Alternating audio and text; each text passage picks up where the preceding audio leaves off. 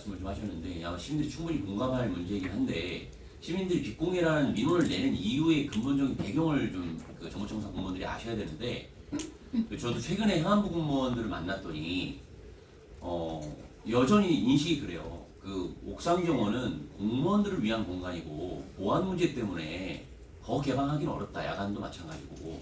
그러니까 거기가 공무원들의 전유물이라고 생각하니까 시민들이 빚을 내고 이런 분들에 대해서 오히려 곱잖은 시각으로 보는 게 있거든요. 그래서 아이디어 차원으로 시에서 대중교통 이용의 날 매월 넷째 주에 한 번 하는 그때 이렇게 좀 부분적으로 야간 개방을 허용한다든지 아니면 그때만 시에서 관리 운영권을 좀 가져온다라든지 이런 좀 적극 행정을 좀 해줄 수는 없나 이런 의견들이 좀 있거든요. 그거에 대한 질문. 예. 그렇게 했어요. 지금 말씀하신 그대로 네.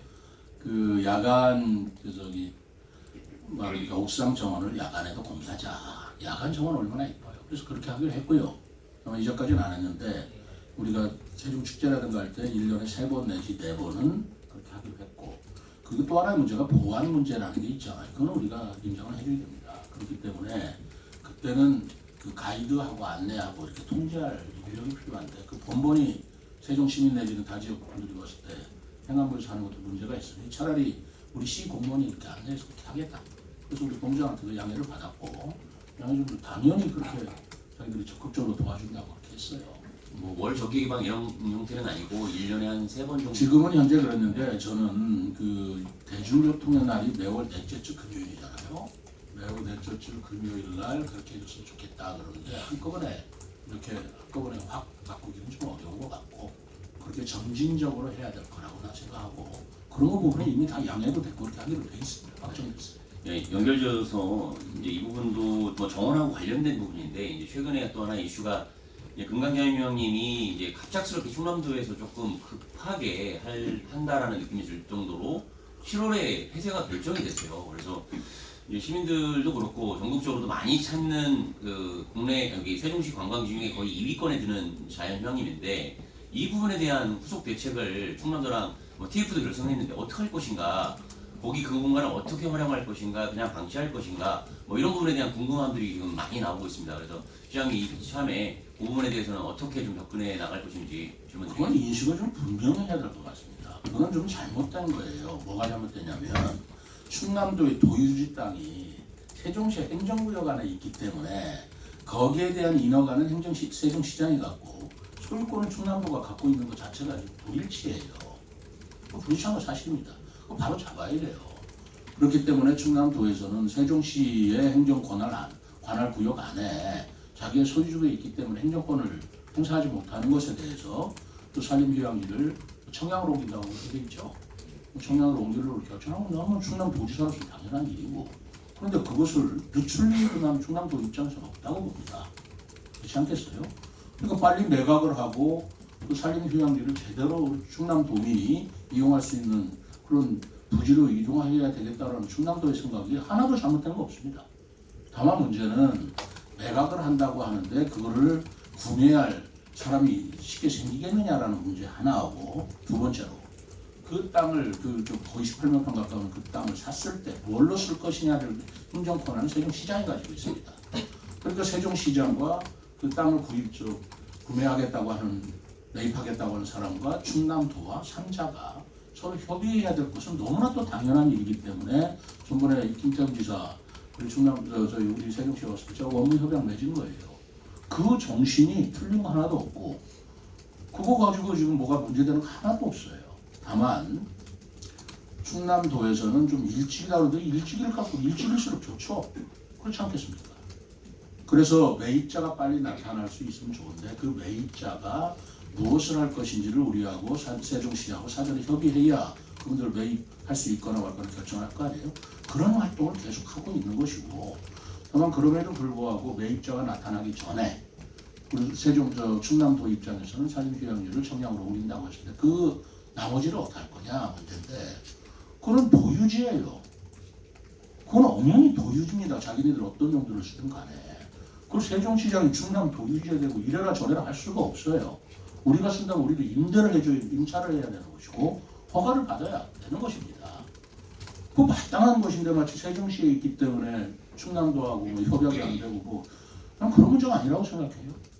그래서 그 사진 휴양지는 정말 바람직하기는 충남도가 떠나고 나서 공지로 그 쓸 용도가 없을 때 그걸 어떻게 활용할 것이냐라는 것은 충남도가 좀 양해해야 세종시가 추진해야 할 일이에요.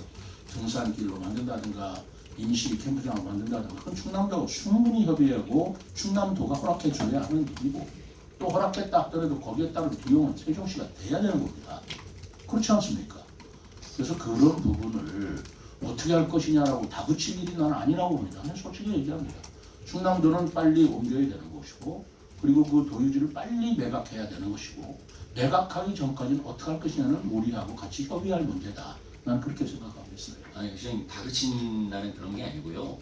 7월에 당장 이제 4개월 후에 거기가 폐쇄가 된다는 부분에서 세종시가 그 방향성을 어떻게 두고 거기에 그 공간을 정말 시민들이 정말 많이 찾는 공간이었는데 어떻게 활용할 것인가에 대한 충남도랑 지금 말씀하신 것들에 대한 어떤 후속이라든가 이런 내용이 없다 보니까 그런 질문을 드렸던 겁니다. 그걸 지금 협의하고 있다고 말씀드리지 않습니까? 결론이 내기가 쉽지는 않지만 등산로로 할 거냐 캠프장으로 할 거냐라는 건데 그건 세종시가 세종시 비용으로 할 수밖에 없는 것이고 그럼 우리가 비용을 들여서 할 것이냐 말 것이냐는 우리가 또 판단해야 되는 문제입니다.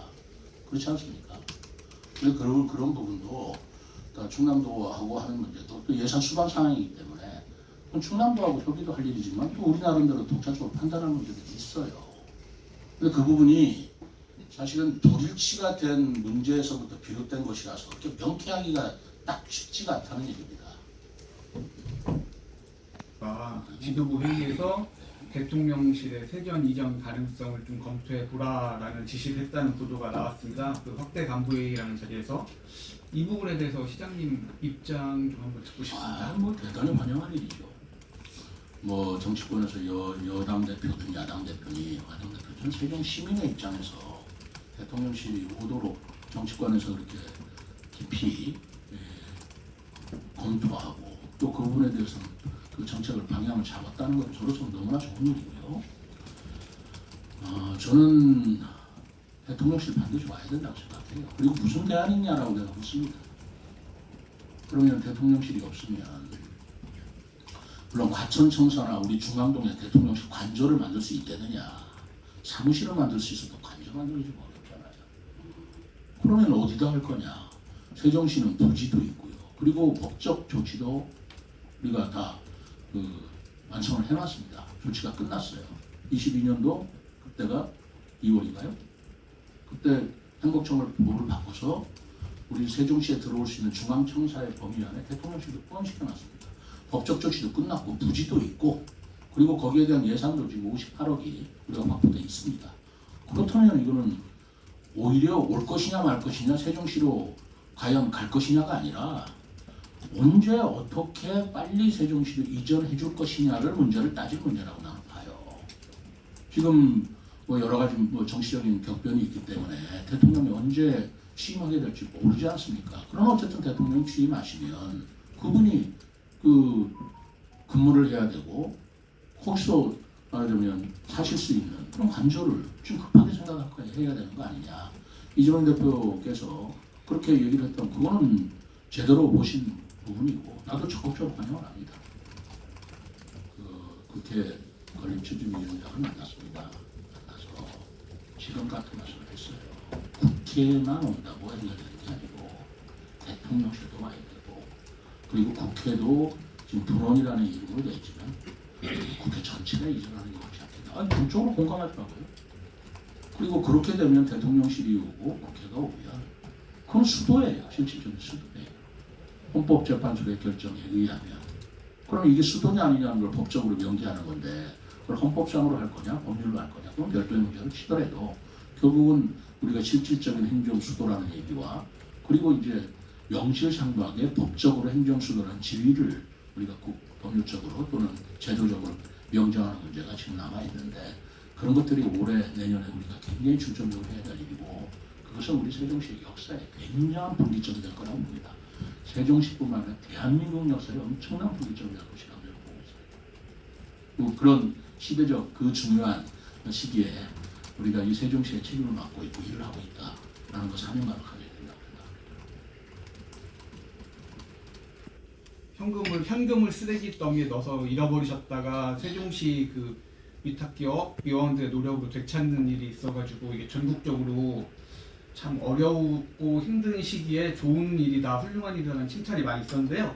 시장 그분들 한번 격려하실 생각 있으신가요? 어떠세요? 오늘 오찬 같이 하기로 했어요. 아, 그분 7분인데 그분 7분만 아니라 그 직원들 다 모시고 와라. 그래서 한 20분 제가 오늘 점심 따뜻하게 나누면서 고맙다는 인사도 하고 격려도 하고 칭찬도 하고.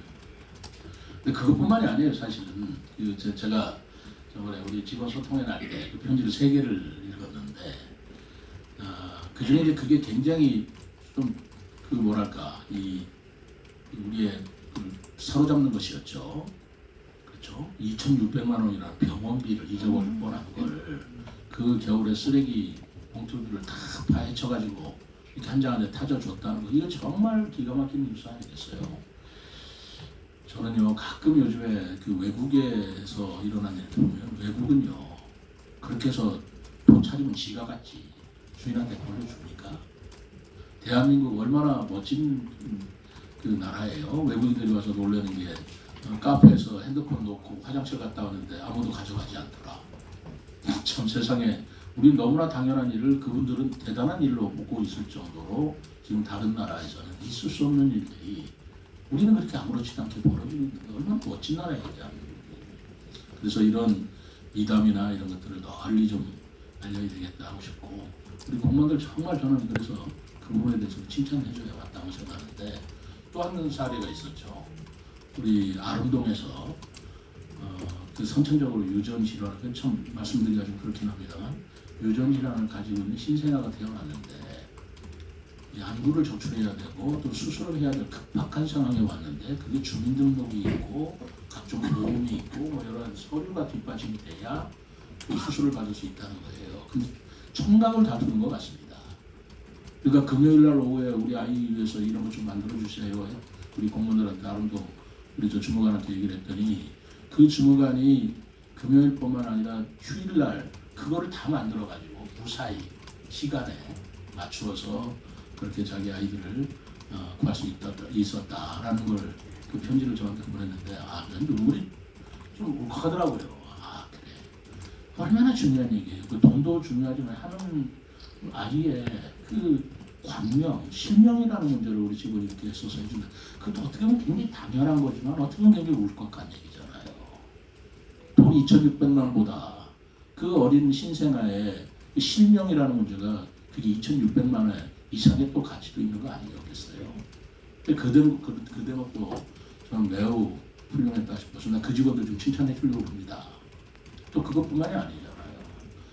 그 지금 연서면에 이 첨단 산업단지, 국가 첨단 산업단지 하는데 거기 여러분들 아시겠지만 제가 취임하고 출근할 때 맨날 우리 정문에서 1인 시위 했던 분들입니다.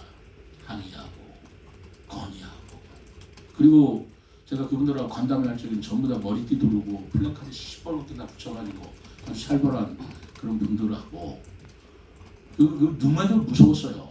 뭐 피해자니까 뭐 이해를 합니다.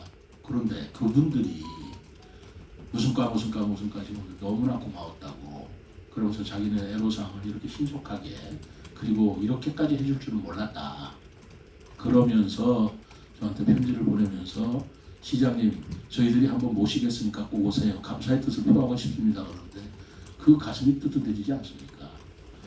바로 산업단지나 그런 친환경 종합센터라는 쓰레기 소각장 같은 것이 어느 지역에서나 정말 해결하기 어려운 고질민원인데 고질민원으로 그게 나아가지 않고 오히려 미담으로 이렇게 직원들을 칭찬해주고 하는 것에 제가 좀 감동을 했습니다. 근데 그거 말고도 몇 가지 또 있어요. 이제 그렇게 제가 한번 여러분들께서 언론에 좀 방영도 해주시고 보도를 해주시니까 시민들로부터 우리 공무원들 칭찬해주는 편지가 지금 매일 들어오고 있습니다. 큰 바람직한 것이라고 생각하고 있습니다. 네. 유인에 대한 부분들이 거론이 된 적이 있었습니다.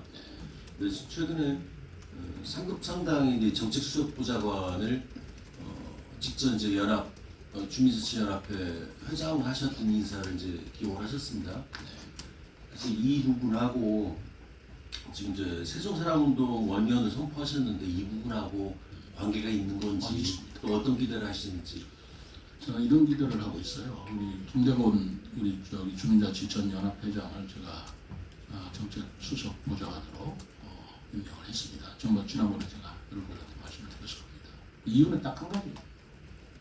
우리가 올해 해야 될 일이 너무 많습니다. 개헌도 해야 되고요, 대통령실 국회, 그리고 제가 세종사랑운동을 해야 된다고 생각합니다. 솔직히 세종사랑운동을 해야 되겠다고 마음먹은 동기가 비축제였습니다. 예산이 다 깎여서 우리 행정이 못하는 걸 시민들의 힘으로 이렇게 해내는 걸 보고 제가 정말 그때 감동을 했어요. 아, 이게 시민을 사랑하는 마음에서 우러나오니까 이렇게까지 되는구나. 그렇다면 이걸 확산시켜야 되겠다. 이것뿐이겠는가. 그래서 세종 시민사랑운동의 원년으로 올해를 삼겠다고 그때 마음을 먹었던 거고요. 그런데 시민사랑운동을 할 때 가장 중심이 되는 여러 시민단체들이 있지만 주민자치연합회 굉장히 중요하잖아요. 그래서 김대곤 우리 전 주민자치 현직을 앉힐 수는 없잖아요. 바로 직전에 연합회장을 제가 수석으로 모셔서 세종 시민사랑운동에 대해서 주민자치회와 함께 시민단체들을 아우러주는 그런 역할을 해주셨으면 좋겠다. 그런 생각이고, 또 행정수도나 아까 국회 이전 이런 것들도 이제 활동을 시작할 텐데 엊그제 그 시민사랑운동에 임원진들이 발족을 했다고 그래요. 그러나 이제 더 조직이 또 완비가 되면 그분들이 시민들이 자발적으로 해주실 일들에 저 기대가 굉장히 됩니다. 시민들이 자발적으로 기대가 돼서 예를 들어서 국회 문제라든 하는 것도 공청회도 열고 또 특감도 갖고 이런 것들이 얼마나 중요하겠어요. 그런 것들에 대한 시 차원에서 그 다리 역할을 할 분으로 제가 정책 수석을 생각을 하고 저는 그거야말로 정무직 역할이라고 또 생각을 합니다.